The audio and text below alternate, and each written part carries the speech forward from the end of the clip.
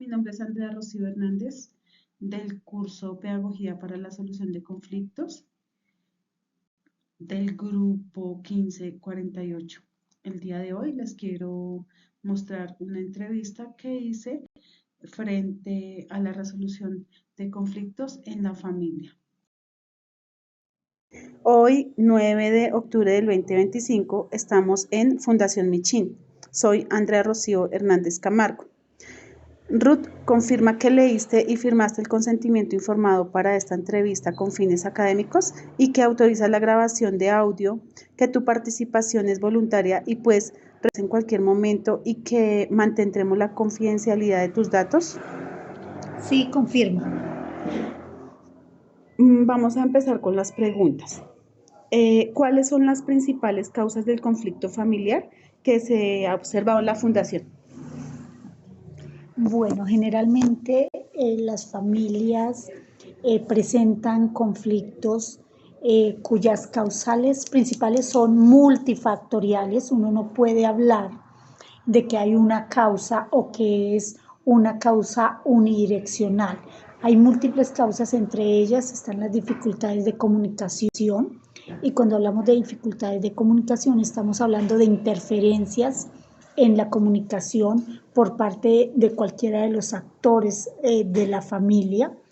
Estamos hablando también de la invalidación de los sentimientos de uno u otro miembro de la familia. Generalmente cuando no se valida la emoción del otro, cuando no se valida el sentir del otro, se crea un conflicto. Y para eso es importante que las familias puedan ser fortalecidas en todo el tema de desarrollo de competencias afectivas, porque es uno de los causantes de conflicto. Fuera de esos causantes, digamos, que son propiamente como psicológicos, también hay unas causas a nivel económico, hay unas causas a nivel social, ¿sí? Cuando, por ejemplo, la economía de la familia está en dificultad porque las necesidades no son suplidas o alguien quiere que se supla más una necesidad que otra.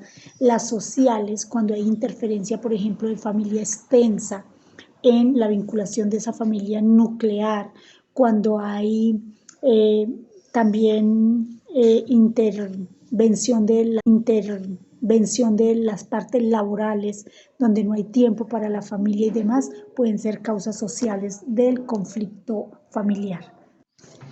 ¿Qué efectos tiene la convivencia y la paz en la comunidad o las familias? Ok. Obviamente, cuando hay unos entornos tranquilos, en paz, en convivencia armónica, pues también el desarrollo de los miembros de la familia o de los miembros de la comunidad va a tener un efecto proporcionalmente positivo, porque van a haber relaciones mucho más armónicas, va a haber comunicación más clara y más directa.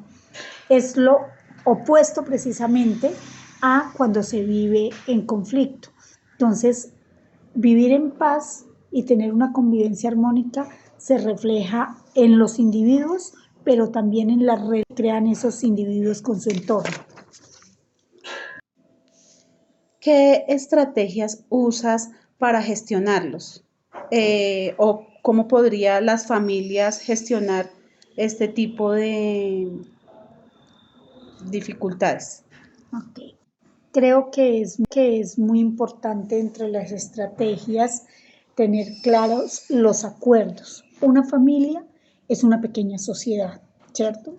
Entonces, si en esa pequeña sociedad, en esa pequeña comunidad que es la familia, hay unos acuerdos per se, hay unos acuerdos establecidos, ese es el primer guión de resolución de conflictos, porque permite medir quién está cumpliendo el acuerdo, quién lo está incumpliendo, y poder ver cuando hemos incumplido el acuerdo cómo podemos repararlo.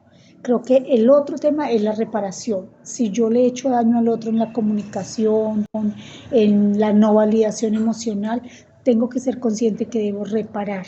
Si todos reparáramos los daños que hacemos a nivel social, a nivel afectivo, creo que el conflicto general mundial o el conflicto general de nuestro país estaría bien. La responsabilidad es un valor fundamental en las estrategias de afrontamiento. Asumir que fui yo quien, digamos, inició la generación del conflicto, o asumir que yo tomo una posición de víctima en este conflicto, y asumir que los conflictos no se dan por una sola persona, sino por la acción de una o más personas. Entonces, llevamos hasta este momento estrategias de afrontamiento como la reparación, el establecimiento de acuerdos mutuos, la responsabilidad en asumir los conflictos. Otra estrategia de afrontamiento, pues tiene que ser, yo siempre hablo de las consecuencias lógicas. Si yo creé el conflicto, estuve involucrado, fui el principal actor, tengo que hacer una consecuencia lógica, asumir una consecuencia lógica que tenga que ver con las R's. ¿Cómo se logran soluciones de beneficio mutuo sin comprometer los valores personales? Ok, volvemos al punto de tener los acuerdos. Los acuerdos deben estar fundamentados en las necesidades y en las percepciones de todos los miembros, ¿sí? Entonces, si nos pusimos de acuerdo, no sé, que en esta familia no se permite el irrespeto a través de palabras soeces, ejemplo, es porque eso está conectado con mis valores personales. Entonces, si están esos acuerdos explícitos, porque ese es el otro tema, que a veces los acuerdos son tácitos, o sea, yo pienso que tú piensas que yo estoy pensando, pero no están explícitos. Entonces, ¿cómo tenemos ese beneficio mutuo? Sí podemos discutir quién incumplió el acuerdo, cómo lo incumplió, pero sobre todo, cómo lo repara.